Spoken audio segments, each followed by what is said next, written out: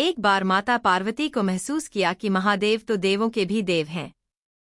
सारे देव तो सुंदर महलों में रहते हैं, लेकिन देवाधिदेव श्मशान में, इससे तो देव की प्रतिष्ठा भी बिगड़ती है। उन्होंने महादेव से हठ किया कि आपको भी महल में रहना चाहिए। आपका महल तो इंद्र के महल से भी उत्तम और भव्य होना चाहिए। उन्होंने जिद पकड़ी कि अब ऐसा महल चाहिए जो तीनों लोक में कहीं न हो। महादेव ने समझाया कि हम तो ठहरे योगी, महल में तो चैन ही नहीं पड़ेगा। महल में रहने के बड़े नियम विधान होते हैं। मस्तमौला औघड़ों के लिए महल उचित नहीं है।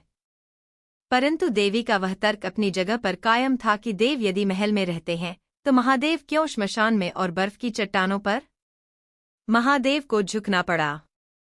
उन्होंने विश्वकर्मा जी को बुलाया।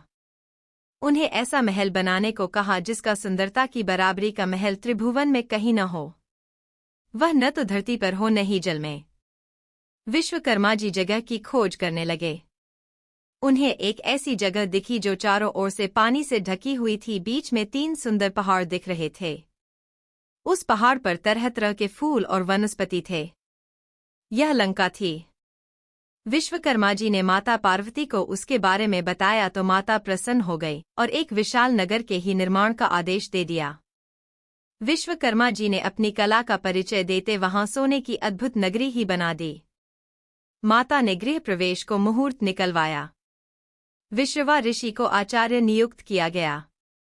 सभी देवताओं और ऋषियों को निमंत्रण मिला। जिसने भी महल देखा वह उसकी प्रशंसा करते नहीं थका। गृह प्रवेश के बाद महादेव ने आचार्य से दक्षिणा मांगने को कहा। महादेव की माया से विश्रवा का मन उस नगरी पर ललचा गया था, इसलिए उन्होंने महादेव से दक्षिणा के रूप में लंका ही मांग लिया। महादेव ने विश्रवा को लंकापुरी दान कर दी। पार्वती जी को विश्रवा की इस धृष्टता पर बड़ा क्रोध आया।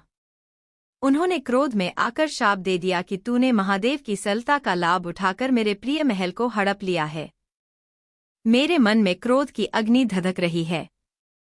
महादेव का ही अंश एक दिन उस महल को जलाकर कोयला कर देगा और उसके साथ ही तुम्हारे कुल का विनाश आरंभ हो जाएगा। कथा श्रुति के अनुसार विश्रवा से वह पुरी पुत्र कुबेर को मिली, लेकिन रावण ने कुबेर को निकालकर लंका को हड़प लिया। शाप के कारण शिव के अवतार हनुमान जी ने लंका जलाई और विश्रवा के पुत्र रावण, कुंभकर्ण और कुल का विनाश हुआ। श्रीराम की शरण में होने से विभीषण बच गए।